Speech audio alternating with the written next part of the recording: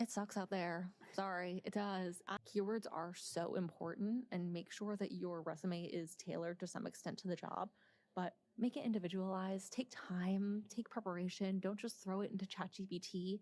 It just ends up looking like all of the other ones, and it's really hard to sort through them for us. Data, right? Like, how did you drive value? Like, how did you generate revenue? How did you cut down costs? Like, So when we talk about the process being broken on both sides, this is part of what we're talking about, because I want to walk through a little bit what this recruiter is talking about on this podcast. And I'm going to very specifically say we are not going to flame this one recruiter. She is giving advice from the best place that she possibly can in her position. But we're going to give the other side of it, because a lot of the advice that I keep seeing and I keep hearing is not tailored to our current environment. It's about when job markets were slow, but not the current ecosystem that we live in right now. Okay, so she talks about keywords, tailoring your resume, tailor your resume every time. And she also talks very specifically about don't just throw it into ChatGPT. Make sure it's individualized, make sure it's customized. With the average job seeker, with the data that we have available to us, which again, it's just the data we have available to us. A lot of us don't believe it. That is my caveat. With the data we have available to us, people apply to roughly 253 jobs right now before they're able to secure anything. Tailoring 253 applications is time consuming. It is incredibly time consuming. It's, when I think about back when I was applying out of college in 2006, so right before the Great Recession, you had a resume. You had a resume. No one tailored shit. Maybe you tailored your cover letter if a cover letter was required, which most of the jobs, that wasn't even necessary. Nobody was tailoring the resume. You were just applying. So there's an added level of labor on the job seeker just to get through. Okay, it takes time. And what this recruiter is saying is don't use AI. Don't use ChatGPT to help you streamline a labor-intensive process. However, just by her talking about making sure you're using the keywords, that is the indication. The reason why she's telling you to use the keywords is so that you get past the filters that the ATS system has in place.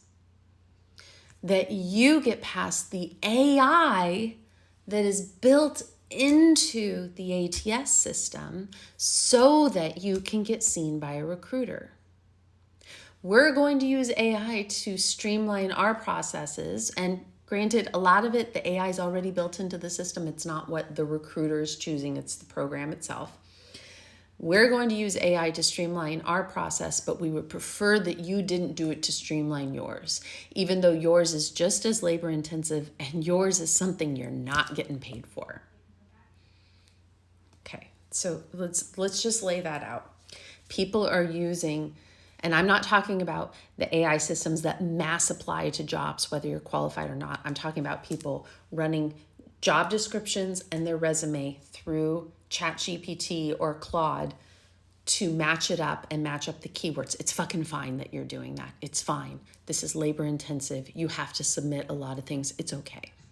It's okay. That's what those tools are supposed to be there for us to do, not just to deify. So that's the AI piece. Here's the other piece. Data. Talk about your value. Talk about the revenue you're generating. Talk about this and that. That can be hard sometimes. Sometimes there are jobs that the value you bring is not easily quantified in hard numbers. Or they're numbers that you don't have access to. I think very specifically about people who are, let's just say someone who is a paid media coordinator at an agency. right? So they are responsible for setting up social ad campaigns or Google ad campaigns. They are responsible for putting the campaigns in place, getting the tracking in place, making sure that all the parameters are in place. But maybe they're not the ones reporting. They're just campaign managers. They're just the ones running it. And sometimes, depending on the way the company is set up, the way that the teams are set up, they might not even know how their stuff is performing because they're only on the front end of things. They're not on the back end. So now, how do you show value if that is something that you didn't even have access to, even though your work did lend to it? You know, not everyone that's applying has that level of transparency at the companies that they were at. And so sometimes it can be hard to find ways to word what you do to show intrinsic value, to show revenue driving, to show value driving. It can be hard to do those kinds of things. And I get what she's saying because that's all anyone fucking cares about, right? How do you make things cheaper for us? How do you make us more money? How do you cut costs? That's all any company cares about anymore. Sometimes the people who are applying don't have access to that kind of data from their former jobs, and so it can be hard for them to figure it out. But this is the thing. So data that we are seeing is saying that when you apply through an ATS, like just through an ATS, you don't have a connection at the company, you don't have, you know, some other way of going through, you're applying to a job that you've seen. And let's say it's a real job. It's not a ghost job. It's a real job. You have a 0.5% chance of landing that job.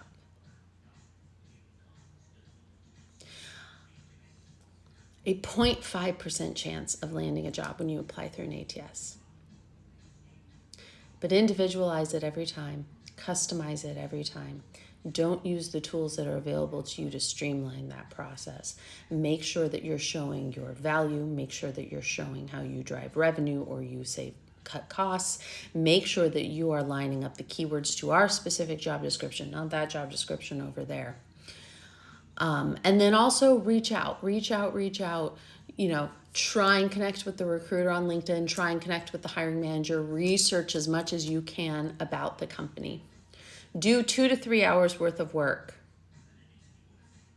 per job description for that 0.5% chance that you'll get it.